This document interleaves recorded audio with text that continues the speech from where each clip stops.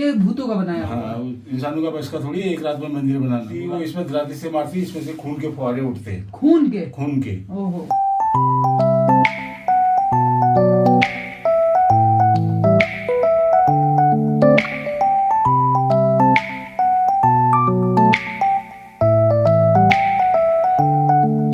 इस समय है हम वृद्ध भुवनेश्वर मंदिर के बाहर, और बहुत ही कम लोग इस मंदिर के बारे में जानते हैं, क्योंकि जो लोग भी आते हैं वो पाताल भुवनेश्वर के दर्शन करते हैं और चले जाते हैं।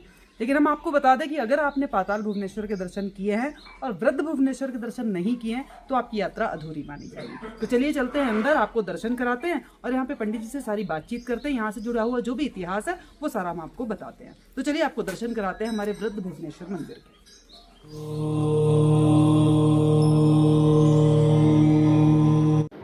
मित्रों, उत्तराखंड के गंगोली हाट में स्थित है पाताल लोक, और पाताल लोक का रास्ता ये सामने जो समीर द्वार लिखा हुआ आपको दिखाई दे रहा है, यहाँ से नीचे जाता है, जिसे हम पाताल भुवनेश्वर के नाम से जानते हैं। तो वहां पर पाताल भुवनेश्वर की गुफा और पाताल भुवनेश्वर का मंदिर है। तो वो सब हम बाद में देखते हैं, क्योंकि पहले हमें आज्ञा लेनी होती है वृद्ध भुवनेश्वर से। तो उससे जस्ट पहले लेफ्ट हैंड पे आपको बोर्ड दिखाई देगा जिस पर लिखा है वृद्ध भुवनेश्वर। तो यहाँ से सीढ़ियां उतर के हम वृद्ध भुवनेश्वर की तरफ चलेंगे और वहां से आज्ञा लेने के बाद ही आप पाताल भुवनेश्वर के दर्शन करें तो ज्यादा शुभ माना जाता है, ऐसा यहाँ पर नियम बताया गया है। लेकिन हमें ये बात बाद में पता चली, क्योंकि हम पिछले बार आए थे तो हम पाताल भुवनेश्वर के दर्शन कर चुके थे। इस बार हम दोबारा पाताल भुवनेश्वर आए तब हमें पता चला कि वृद्ध भुवनेश्वर के दर्शन भी होते हैं, लेकिन हम इस बार भी पहले पाताल भुवनेश्वर के दर्शन कर चुके थे, उसके बाद हम वृद्ध भुवनेश्वर की तरफ जा रहे हैं। लेकिन अगर आप यहाँ पर आए कभी भी तो आप पहले वृद्ध भुवनेश्वर के दर्शन करेंगे, उसके बाद पाताल भुवनेश्वर के दर्शन करेंगे। तो अब हम पहुंच गए हैं वृद्ध भुवनेश्वर मंदिर के बिल्कुल गेट के पास में, और हमें यहाँ से दिखाई देने लगा है सामने ही वृद्ध भुवनेश्वर का इतना प्राचीन मंदिर, जो कि 1900 साल पुराना बताया गया है। तो पहले एक बार हम इस मंदिर को बाहर से देख लेते हैं, उसके बाद हम आपको इसके बारे में विस्तार पूर्वक बताएंगे और दिखाएंगे।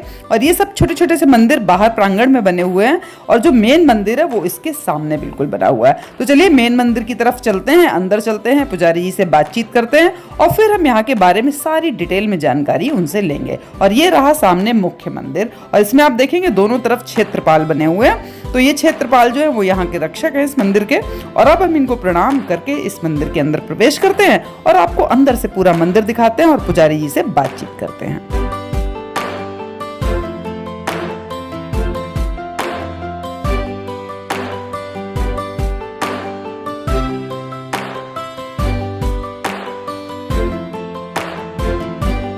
मैं सफाई कर रहा हूँ ना, अभी शाम का दिए बाती का टाइम होता है ना। आओ अंदर बेटा, आ जाओ, सब लोग आ जाओ, सब लोग आ जाओ। ये तो महादेव की कृपा है सब। यहाँ वृद्ध रूप में है, वहाँ बाल रूप में है, इसलिए पहले दर्शन यहाँ के होते फिर वहाँ के होते। ठीक है। अच्छा। अब कभी भी पहले यहाँ आना फिर वहाँ जाना, हमें तो पता ही बाद में चला। ठीक है। हाँ। और यहाँ जो दर्शन नहीं करते उनके दर्शन अधूरे रहती है, उनकी परिक्रमा पूर्ण नहीं होती है। यहाँ शक्ति है, वहाँ सिद्धि है। अच्छा। ठीक है। इस पर जल और दूध चढ़ाएंगे, स्वयं पी जाते हैं। अच्छा। ये जब यहाँ प्रकट हुए तो यहाँ से 8 किलोमीटर दूर से एक गाय आके इसमें दूध अभिषेक करती थी। अच्छा। ठीक है। जिनकी गाय थी वो ब्राह्मण थे, उनके घर को दूध नहीं देती थी। एक बार उन्होंने उसका पीछा किया, उन्हें देखा गाय यहाँ के झाड़ियों के अंदर जाके इसमें दूध अभिषेक कर रही, तब उस पर जो बुड्ढी रहती है उसको गुस्सा आ जाता है, पत्थर में क्यों दूध दे रही है। वो इसको पूरा तोड़ने के चक्कर में थी। तो जैसे ही वो गुस्से से दराती से मारती, इसमें ये देखो घाव है, जैसे ही वो इसमें दराती से मारती, इसमें से खून के फुहारे उठते। खून के। ओहो। तब कत्यूरी राजा जो है उनको मालूम पड़ता है, तो यहाँ पर एक रात में मंदिर बनाते हैं। वो सब एक रात के बने हुए मंदिर है, तब के 1900 साल हो गए इनको। अच्छा। ठीक है। वो राजा लोग जो है भगवान के बड़े भक्त हुआ करते थे, उनमें इतनी शक्ति होती थी, और मंत्रियों द्वारा इनके गण को बुला लेते थे। इनके गण में भूत पिशाच, भूतों ने बनाया हुआ ठहरा, इंसानों का बस का थोड़ी। ये भूतों का बनाया। हाँ, इंसानों का बस का थोड़ी एक रात में मंदिर बनाना। वो रात को ही काम करते थे, सूर्यास्त के बाद वो काम स्टार्ट करते हैं, सूर्य उदय के बाद सारे मंदिरों को बना के वो गायब हो जाते हैं। भूतों से संपर्क किसने किया? राजा ने। राजा मंत्रियों से बुलाते थे उनको। अच्छा। वही वो जो बाहर खड़े हैं वो है? नहीं, वो तो क्षेत्रपाल है। वो तो क्षेत्रपाल है। तो स्कंद पुराण मानस खंड में लिखा है, हमेशा एक ऐसा पवित्र स्थान है, पूरे भारत में इतना पवित्र स्थान कहीं भी नहीं है। कहीं भी नहीं है। ये तो बात। जो भी यहाँ पर दर्शन करने के लिए आते हैं, उनके यहाँ आने से मात्र सारे पाप कष्ट दूर हो जाते हैं। ठीक है। यहाँ बहुत सारे लोग की मनोकामना पूर्ण हुई है। और बता रहे हो पूरे भारत में जितने भी शिवलिंग है वो यहाँ पर विराजमान है। जो उसकी गुफा के अंदर या यहाँ की बात कर रहे हैं? यहाँ से लेके आप गुफा के अंदर तक सारे शिवलिंग आपको कुछ खंडित हो गए। और ये केदारनाथ में भी यही है। अच्छा। ठीक है। और तुमको चारों धाम के दर्शन यही हो जाते हैं। ठीक है। यहाँ पर सिर्फ यही स्वयंभू है, बाकी कोई भी स्वयंभू नहीं है। अच्छा, बाकी सब भी बनाए गए हैं मूर्तियाँ, जो बाद में शिवलिंग जो रखे हुए थे अलग से वो। और यहाँ जो दर्शन करते हैं ना, उनकी 4 धाम की यात्रा पूरी होती है। ये वेद व्यास मुनिवरों को बता रहे कि हमारे जो 4 धाम है ना, उन 4 धामों से भी कोटि गुणित फल प्राप्त यहाँ होता है। अच्छा। ईश्वर के नाम से बस वो वहीं उतरते हैं, वहीं से दर्शन करके निकल जाते हैं। वो तो हम लोग यहाँ पे रुके थे तो इसलिए हम आ गए यहाँ पे। आपको मैं बताऊं ना, 90% लोग जो है अधूरे दर्शन करके जाते हैं। बिल्कुल सही, जानते ही नहीं तो क्या करें। 10% यहाँ आते हैं। 10% में भी से भी जिनको यहाँ इजाजत नहीं इनकी अंदर आने की, वो गेट से अंदर भी नहीं आ सकते। सही बात है, बहुत अच्छी बात बताई आपने। बहुत जल चढ़ा सकते हैं ना? बिल्कुल, जल स्वयं पी जाते हैं। हाँ, वही मैं देखना चाह रही थी। बिल्कुल, सब लोग मेरा हाथ लगा दो। सबसे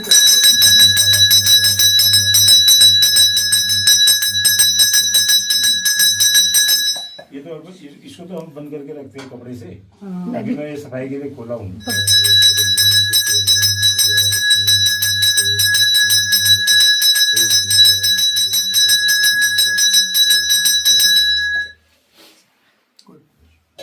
कोई बात नहीं, कोई बात।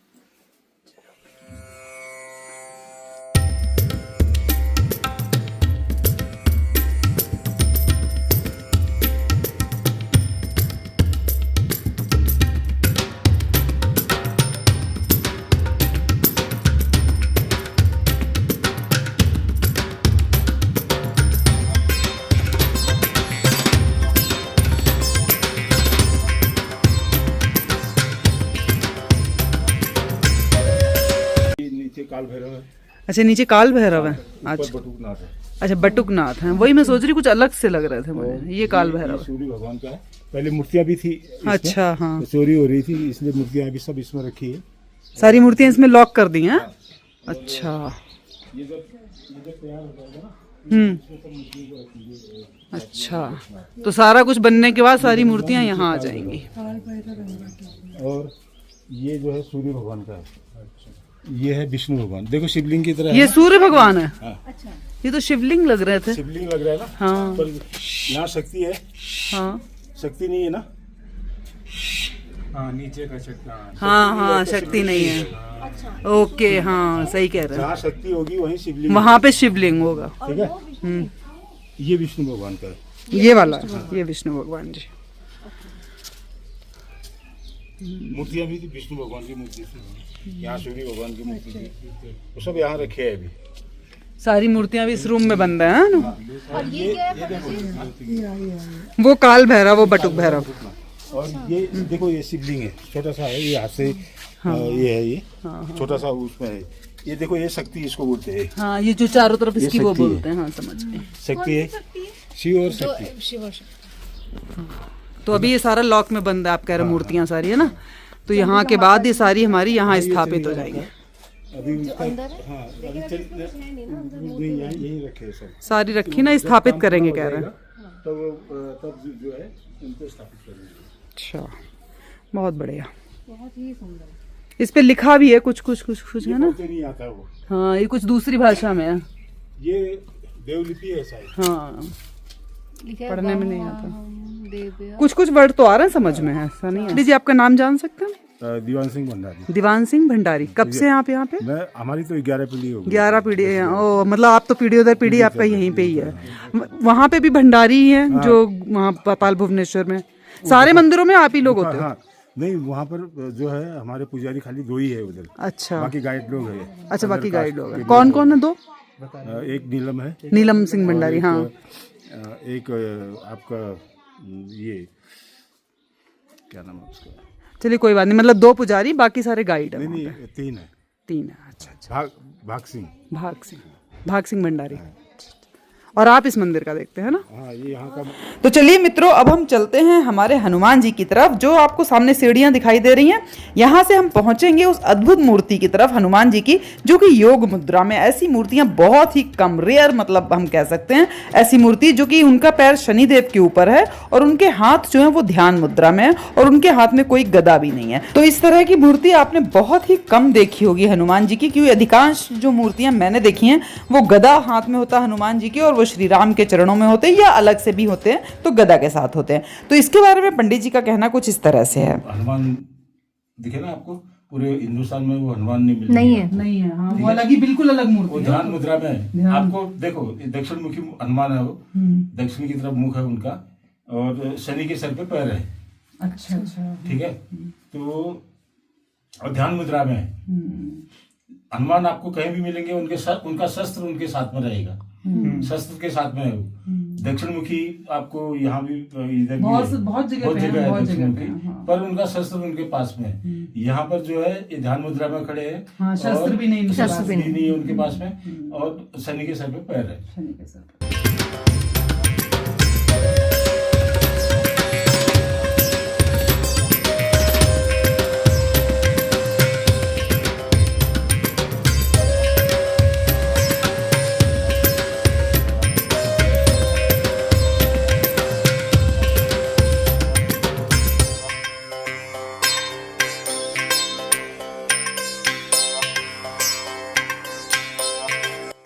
तो चलिए मित्रों, अब हम निकलते हैं इस मंदिर के प्रांगण से बाहर की तरफ, और उम्मीद ही नहीं, पूरा विश्वास है कि आपको हमारे वृद्ध भुवनेश्वर के दर्शन बहुत ही पसंद आए होंगे।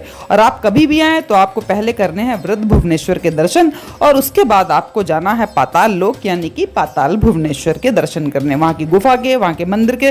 वो तो एक विचित्र दुनिया है, वो तो आप जरूर ही देखिएगा, लेकिन उससे पहले आप इनकी आज्ञा लेके जरूर जाइएगा। तो ये रास्ता है सामने सीढ़ियों की तरफ जाता हुआ, यहाँ से थोड़ा सा और आगे बढ़ के हम निकलेंगे सड़क की तरफ, मतलब ये रास्ता निकलता है।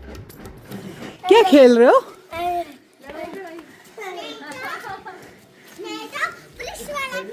पुलिस वाला? पुलिस कौन बना ये बता दो बस। चोर कौन है? ये चोर है? तुम दोनों लड़कियां पुलिस वाली हो? शाबाश, ये काम तुम लोगों ने बहुत अच्छा किया। देखो हमको अच्छा बोला।